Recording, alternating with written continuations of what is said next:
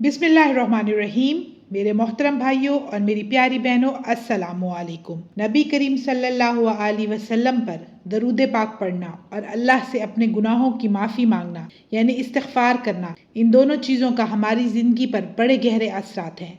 लेकिन सबसे पहले जो बात हमारे जहनों में आती है वो ये कि क्या दोनों चीज़ें हमारे मसाइल का हल हो सकती हैं, और क्या हम दरूद पाक और इस्तिग़फ़ार को एक साथ पढ़ सकते हैं? जी हाँ, हम बिल्कुल दरूद पाक और इस्तिग़फ़ार को एक साथ पढ़ सकते हैं। अल्लाह और उसके रसूल के ज़िक्र से दिलों को सुकून मिलता है, और कुछ अज़कार ऐसे हैं जो ना सिर्फ गुनाहों की माफ़ी का ज़रिया बनते हैं बल्कि रहमत इलाही को भी अपनी तरफ मुतवज्जा कर लेते हैं। इन में से दो अजीम अज़कार हैं, एक इस्तिग़फ़ार और दूसरा दरूद पाक।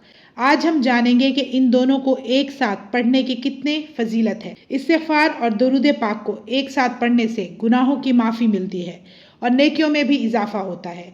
बंदे का दिल पाकीज़ा और ज़ुबान बाबरकत हो जाती है। अल्लाह ताला का कुर्ब हासिल होता है। मुसीबतों, परेशानियों और गमों से निजात मिलती है। दुआओं की कबूलियत में आसानी होती है और हजूर पाक सल्लल्लाहु अलैहि वसल्लम की शिफात नसीब होती है। अगर आपको कोई बड़ी से बड़ी परेशानी और मुश्किल है तो दरूद पाक और इस्तिग़फ़ार के पढ़ने से हल हो जाएगी।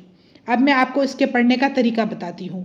आपने 333 मरतबा दरूद इब्राहिमी पढ़ना है। सवाब की नीयत से मेरे साथ दरूद इब्राहिमी पढ़िए। अल्लाहुम्मा सल्ली अला मुहम्मद व अला आलि मुहम्मदिन कमा सल्लैता अला इब्राहीमा व अला आलि इब्राहीमा इन्नका हमीदुम मजीद।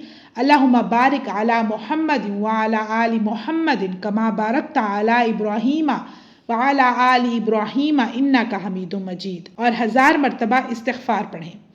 अस्तग़फ़िरुल्लाह रब्बी मिन कुल्ली ज़म्बिन व अतूबु इलैह। इंशाअल्लाह इस अमल को आप तब तक करें जब तक कि आपकी परेशानी हल ना हो जाए, और आप खुद अपनी आंखों से देखेंगे कि इस अमल की बरकत से आपकी बड़ी से बड़ी परेशानी जड़ से ख़त्म हो गई है और अल्लाह पाक की रहमत आपकी तरफ मुतवज्जे हो गई है। आखिर में मेरी अल्लाह पाक से दुआ है कि क़यामत के दिन हम सब मुसलमानों को नबी पाक सल्लल्लाहु अलैहि वसल्लम की शिफात नसीब हो। तो व्यूअर्स, मुझे दीजिए इजाज़त। इंशाअल्लाह मैं फिर हाजिर होंगी। अपना ढेर सारा ख्याल रखिएगा, दुआ में याद रखिएगा। अल्लाह हाफ़िज़।